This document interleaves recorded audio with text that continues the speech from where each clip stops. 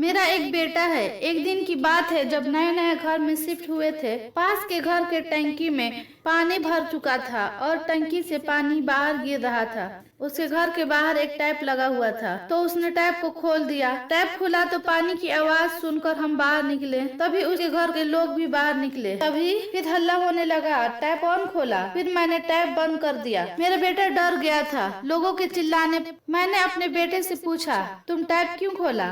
पहले से वो कुछ ज्यादा ही डर गया था। मैंने कहा, सच बोलो नहीं तो मारेंगे। पहले तो वो कुछ नहीं बोला, लेकिन थोड़ा फोर्स करने के बाद रोने लगा। मैंने चुप कराते हुए कहा, देखो रोने से कुछ नहीं होता, तुमको बताना ही पड़ेगा। अगर सच नहीं बोलेगा तो जरूर मार खाएगा। फिर वह कहने लगा, अम्मी टंकी भर गया था और पानी नीचे गिर रहा था। आप कहती है ना पानी को बचाओ, पानी खराब मत करो, पानी ज्यादा मत गिराओ, इसलिए हम नीचे से पानी खोल दिए हैं कि टंकी का पानी नहीं गिरेगा। वह तो बच्चा है, उसे पूरी तरह समझ में नहीं आया कि मैंने उसे पानी बचाने के लिए कहा था, लेकिन उसके बाद से यह जरूर समझ में आया कि वह हमारी बात सुनता भी है और उस पर अमल करने की कोशिश करता है। एक और बात जो उसने सोचा वही बात हमसे कहा। उसके दिमाग में पानी खोलते वक्त उसके दिमाग में क्या चल रहा था उसने मुझे शेयर किया। बच्चों की यही सबसे अच्छी आदत है कि हमसे सच कहा, बिना डरे सच कहा। अपने बच्चों को सही तरह से समझाएं, अच्छी बातें बचाएं और दिन दुनिया का फर्क समझाएं। बच्चों को अच्छी तरह समझाएं। अगर हम बच्चों को पहले ही मारना शुरू कर देंगे तो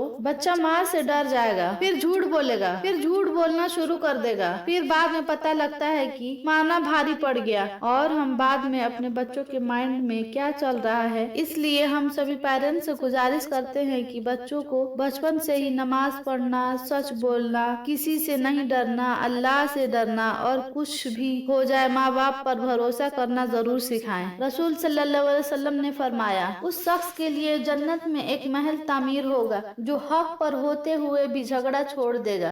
हजरत सल्लल्लाहु अलैहि वसल्लम बच्चों पर बहुत शफकत फरमाते थे, उन्हें मोहब्बत करते थे, उनके सर पर हाथ फेरते थे, उनको प्यार करते थे और उनके हक में दुआएं करते थे। या अल्लाह हमारे औलाद को वालिदैन की आंखों की ठंडक बना, आमीन। यह वीडियो पसंद आए तो सब्सक्राइब और लाइक जरूर करें।